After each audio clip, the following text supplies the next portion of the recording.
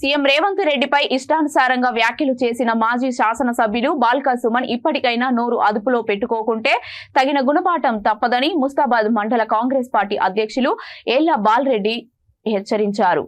రాజన్న సిరిసిల్ల జిల్లా ముస్తాబాద్ మండల కేంద్రంలోని చెన్నూరు మాజీ ఎమ్మెల్యే సుమన్ సీఎంపై చేసిన వ్యాఖ్యలను నిరసిస్తూ స్థానిక రాజు విగ్రహం నుంచి పోలీస్ స్టేషన్ వరకు మండల హస్తం నేతలు ర్యాలీ చేపట్టారు.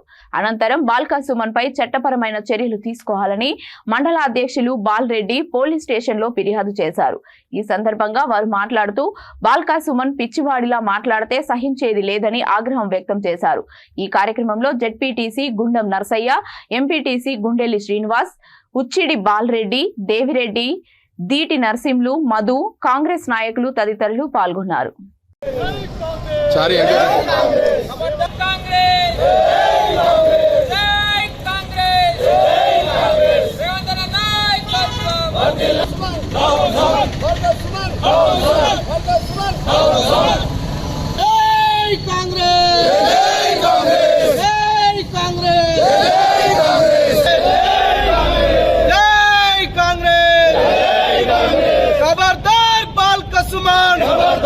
खबरदार पानी से सुमन, खबरदार पानी से सुमन, रेवंत रेड्डी गारी नायकत्व, పొన్నం ప్రభాకర్ గారి నాయకత్వం, పొన్నం ప్రభాకర్ గారి నాయకత్వం, జై కాంగ్రెస్,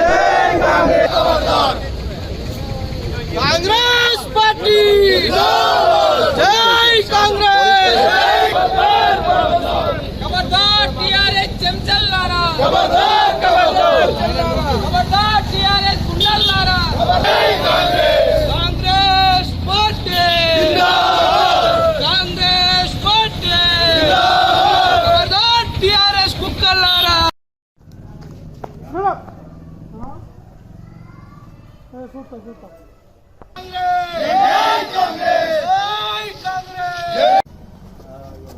నిన్నటి రోజున బాల్కా సుమన్ గారు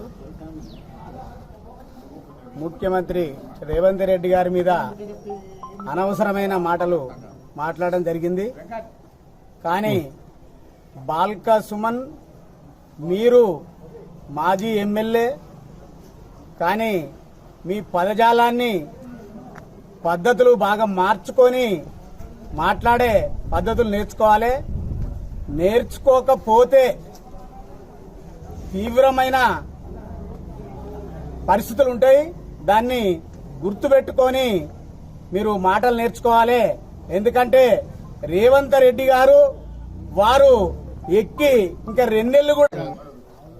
నిన్నటి రోజున చెన్నూరు మాజీ శాసనసభ్యులు మరి రాష్ట్ర ముఖ్యమంత్రి వర్యులు యనమల రేవంత్ రెడ్డి గారిపై అనుచిత వ్యాఖ్యలు చేస్తూ మాట్లాడడం చాలా బాధాకరం. ఈ విధంగా అనుచిత వ్యాఖ్యలు చేసినట్లయితే తెలంగాణ ప్రజలే నీ నాల్క చీరుస్తారని చెప్పి కూడా మేము తెలియజేస్తున్నాం. కల్వకుంట్ల బానిస కుక్క, నువ్వు చేసేదుంటే వాళ్ళ బూట్లు నాకు, వాళ్ళ కాళ్ళు నాకు మాత్రమే గాని ఇలా రాష్ట్ర ప్రజలందరూ ఎన్నుకున్నటువంటి ముఖ్యమంత్రి వర్యులు రేవంత్ రెడ్డి గారిని ఈ విధంగా మాట్లాడితే చూస్తూ ఊరుకునే ప్రసక్తి లేదు. ప్రజలే తిరగబడి నిన్ను తొక్కేస్తారు, నీ నాల్క చీరేసే సమయం కూడా ముందున్నది. మొన్ననే ఎన్నికల్లో